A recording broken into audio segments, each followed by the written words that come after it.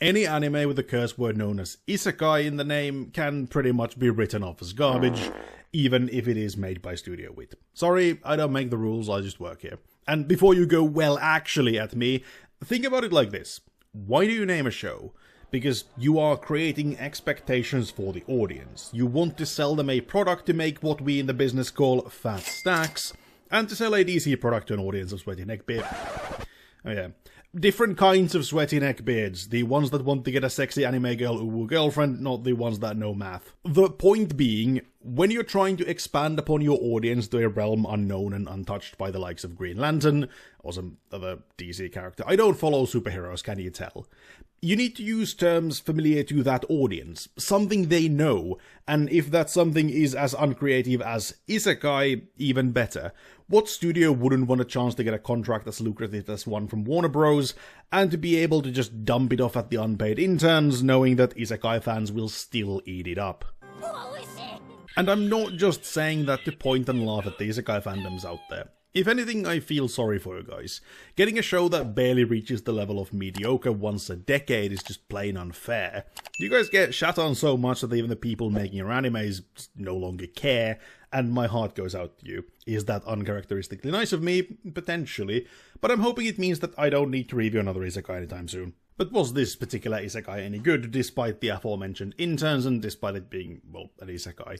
To determine that, we need to do a deep dive into the carefully crafted and nuanced world of who the fuck am I kidding, it's an Isekai world. But hey, it's unique cause it's just a bunch of floating islands. Ooh, what a totally original idea. Still, no Isekai starts in the generic fantasy world number 9764, they start in the real world, where, in this case, billionaires wear borderline BDSM batsuits and a mentally unstable psychiatrist is somehow a rarity. Also, clown cars are steered by pianos. That seems like a needlessly complex way to drive around. Does it change if you switch from Mozart to Beethoven? You know what, not relevant. While Joker is driving around with his non-ideal form of vehicular transport, Amanda Waller opens a portal to Anime Land, Harley gets caught in the most janky, yet somehow involved fight scenes ever, with the katana-wielding girl whose name now escapes me, and bam, it's the plot of the less-than-stellar self-termination team movies, but instead of going to Ohio to stop an evil drug lord or something, they go to Anime Land. That, to absolutely nobody's surprise, is, well, it's the generic Isekai world number 9764. There is a war between the obviously not xenophobic humans and every single non-human fantasy race imaginable, except not quite, since these guys like Harley too much to fight whichever side she's on, which, to be fair, I can understand.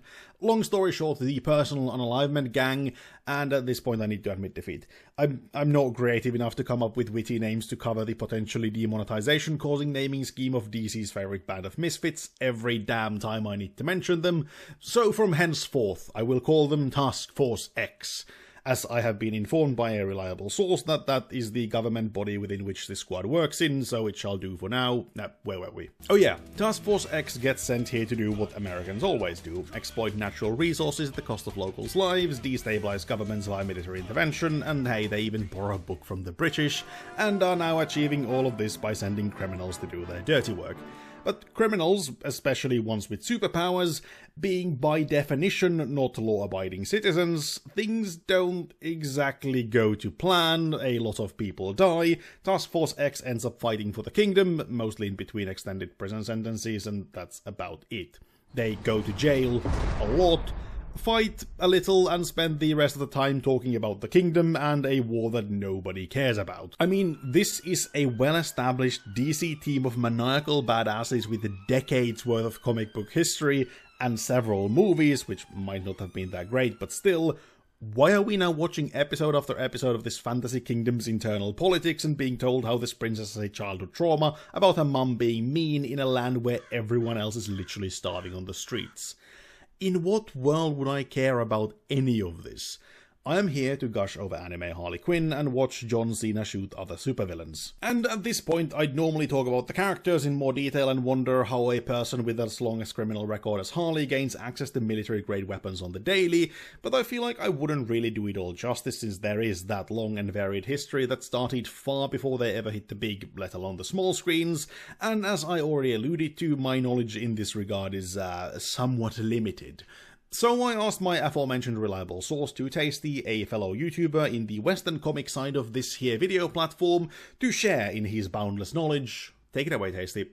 Debuting in 1959's Brave and the Bold number 25, The Squad was born. The origins of this secret government organization are a team of 4 military personnel who all have experienced harrowing events. Led by Colonel Rick Flag, this first iteration of the team fought off things like monsters and dinosaurs. Task Force X, as we know them today, appeared first post-Crisis in 1987's Legends number 3. This team comprised of Captain Boomerang, Enchantress, Deadshot, Bronze Tiger, Blockbuster, and led by Colonel Rick Flag Jr. is more of what you think when you imagine Task Force X. You know, villainous metahumans forced by Amanda Waller into servitude, the tragic life of many B-list DC villains. Though this team established many core principles of Task Force X beyond that of using metahumans to carry out missions. Specifically, it introduced the concept that anyone on the team can die and sequentially will be replaced. It should be noted that the original team from 1959 couldn't die no matter what due to the Comics Code Authority.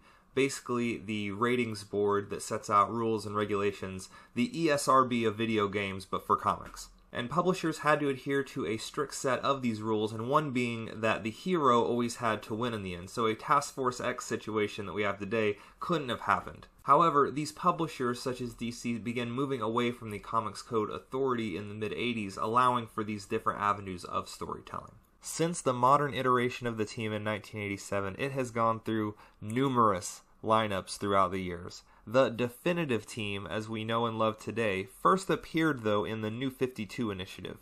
This team made up of Deadshot, Harley Quinn, King Shark, El Diablo, and Black Spider really began to set the standard for what a Task Force X lineup would look like in popular media. This time around, the gang consists of Harley, the completely average psychiatrist, who in no way, shape or form is part of the team, just because they wanted to include a hot girl for marketing purposes. I mean, they did already include John Cena to do that exact job, so why Harley is here is beyond me. Aside from the eye candies, you also have Deadshot, who does kind of what John Cena does, but with a marginally more practical mask, and then there are the 2 metahumans, that is to say, actual supervillains. Clayface, who controls Clay, and King Shark, who controls when it's time to eat. Aside from the task force itself, you also have the Kingdom people, Tweedledee and Tweedledum, who seemingly make up about 90% of this place's inhabitants. Not even kidding, these 2 are copy-pasted absolutely fucking everywhere, in a move known as lazy-ass animation. Okay, to be fair, I don't know what kind of budget Studio Wit was working with here. Could be that they were paid pennies and did the best they could. No, for real, I could not for the life of me find what the actual budget for this anime was, but looking at it, there are exactly 2 options. Either the budget was tiny and they blew their entire load on the first episode and a few scenes after to at least give us something worthwhile, or corporate greed did what corporate greed does, and maximizing profits became more important than delivering a good product. Either way, the show looks rough, and I don't mean rough around the edges, I mean it looks like something I would animate. Okay, maybe not that bad, but you get the picture. You get catfished in by the first episode, and then it's all downhill all the time, like the world's worst roller coaster. Actually, that sounds like a pretty cool roller coaster. New analogy, it's like when you eat pizza, and then your body does to it what bodies do to food. It turns to shit, all in the first episode, and then gets flushed down into the river of sewage as the show progresses. But still, you had pizza, so does it actually matter that much? And it's not like every episode looks like a turd either. There are some good bits here and there. They might be rarer than finding a good isekai to begin with, and mild in doo-doo, but they are there. And when everything clicks, you get exactly what you were looking for in a Task Force X product.